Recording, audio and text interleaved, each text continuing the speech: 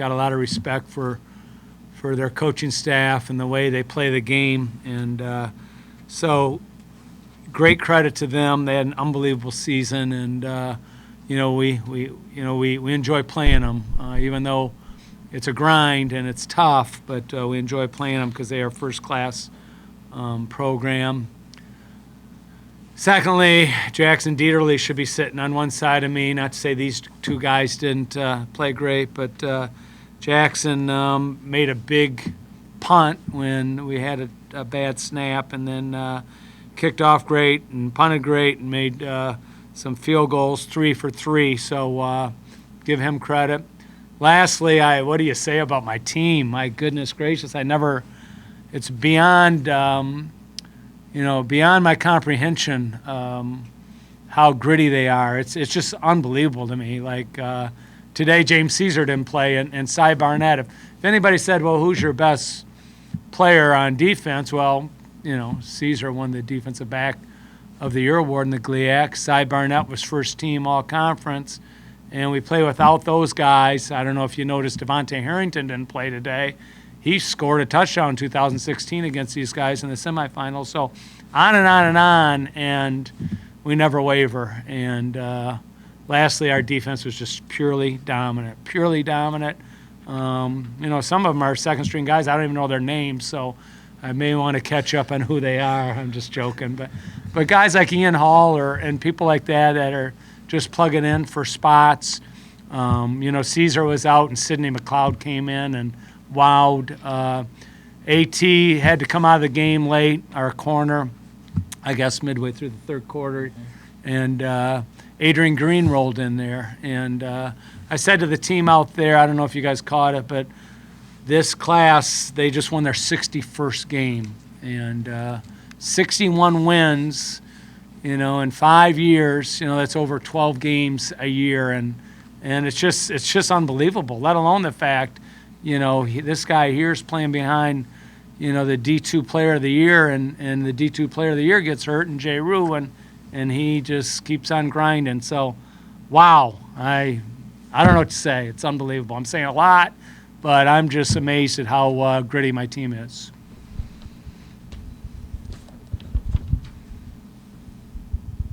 Questions from the media. Talking about that defensive performance, coming up with 2 fumble recoveries and interception and holding that rushing attack well in check. Tony, talk about the job that the defensive line did and your defense as a whole. Yeah, we have 3 defensive linemen, starters that are out with injuries, and we hold them to 62 rushes, 62 yards rushing on 32 attempts.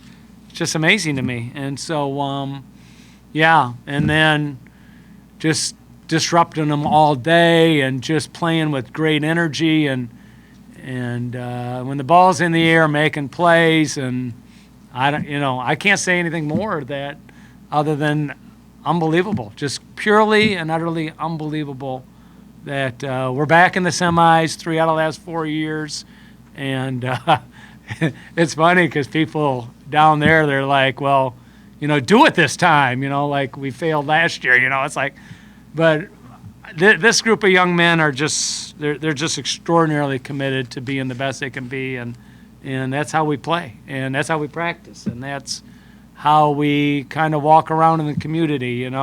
He won the Upshaw Award, and you see on Twitter how many people are so happy for him, because he just does it the right way. So our guys are guys that do things the right way, and they're easy to love because of that. And these guys here are just easy to love. They're awesome young men. Coach Andrew Wegley from the Northwest Missourian.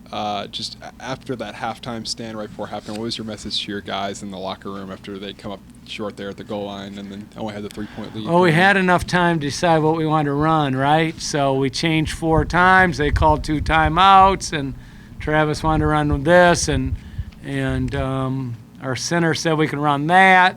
And then I changed to another thing, and then my guy in the box said we should do this, and it was a big stop. 98 is just completely and utterly physically dominant, and he made a big play there. But Marv's hard to stop in that situation, but it was tough. It was tough, but we answered right away. The first possession, the second half against the win, huge score, and so it's tough. We knew going into the game, like last week, we knew that we're playing the number one offense in the nation.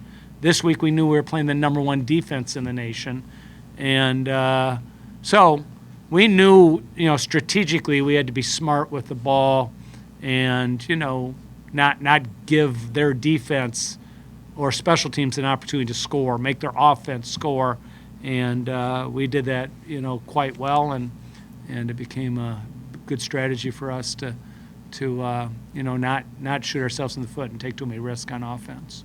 Yeah, Austin John Raffle, Big Rapids Pioneer. Talk about the safety of all the highlights a defensive player can have: interception, fumble, etc. Where does the safety rank, and describe the play? That was my first safety ever, so it felt really great. I saw the tight end. The tackle went down. They tried to pull a tight end around and block me, so I just ran upfield. Our middle linebacker Avante, he set the edge great, so the quarterback, he had to choose who he's going to run into. I dive out, make the play, and then I didn't know if I made it at first until I looked up. I see everybody screaming. The ref put his hands up, and then it was just a great feeling seeing all my teammates run and congratulate me so fast, and the atmosphere, just the fans and everybody just was into it. Like, I don't know, it's a great feeling. Core Hall of Fair State Torch, Travis, you were able to connect with Xavier Wade for some nice passes out there today, and he's wearing size jersey. So just talk about what that meant to you to be able to really connect with him while he's representing Cy out there. I was telling actually CJ and Cy earlier, like, I feel like their grandpa, like, playing catch with them. I'm done with college. This is my 5th year, and both of them are like 19 years old. They're second-year guys, but when you look at the way they played today, they were really the best part of our offense. They were dynamite, blocking, making a lot of plays in the passing game. We love Cy. We'd love to have him out there today, but CJ stepped up and played great today, just like he did last week. The expectations are still the same. You don't let your guard down just because one of your best players isn't out there. And so really, really proud of the way my grandsons played out there today, and looking forward to another week with them. Coach, Travis Hicks, Bulldog Sports on Network. The offense did take a little while to get going, but can you talk about the resiliency they showed in the second half, finishing with 25 points against, like you said, the number one defense? Our defense gave us some short fields on turnovers, but, whatever the strongest wall in this structure is, you might as well just run into that, and that's what you're running into against Northwest Missouri State's D-line. So they were just big and physical. We knew that's what we were facing, but we weren't going to just give in. We had to try to run the ball. Marv ended up with great numbers. Marv's a physical guy, but we were able to do what we needed to do. We weren't so good on third down, and we weren't so good on fourth down, but we were able to just move the ball, and we wanted to play that kind of game. We wanted to take some shots with the wind, but I don't know if people notice, but the wind, is a pretty strong thing down on the field, and you may not feel it too much in the stands, but you can tell it just by the way people are punting. And so in the fourth quarter, I'm like, okay, we'll take a couple shots, and we didn't get them, but the first possession of third quarter, we caught them with a couple, and we got X on a deep ball, but those guys made great catches, and like Trav said, they're young guys. We're playing with some young receivers, so it's pretty incredible. Austin, can you talk a little bit just about the tempo of the defense and what you expected and what you ended up getting today? All week we knew Northwest is a good team, and we have to come with our A game because their defense is so good. So we got to play better than them, and then we have to play good enough to shut the offense down.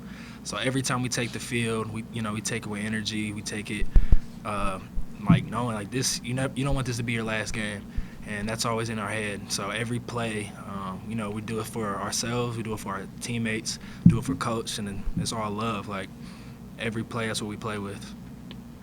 Coach, didn't see much of Evan today. he was quite a force last year in this matchup. Was there a reason he didn't see the field much? Because he trumps me all the time. Like anytime I say, Evan, he goes, no, coach, let me do it. And so I'm like, all right. Because I don't really argue with him much. So if he says he wants to do the running, then he's going to do the running. So a couple times I tried to put Evan in the game, and Travis said, nah, let me do it. And I don't argue with him. So probably he should have played a little bit more than he did, but we'll save him for next week. We get a next week, so. Coach, did you expect to see Jaden Kowalski out there at all for Northwest today? Did I expect it? No, not really. You know, I was surprised by that. I was surprised.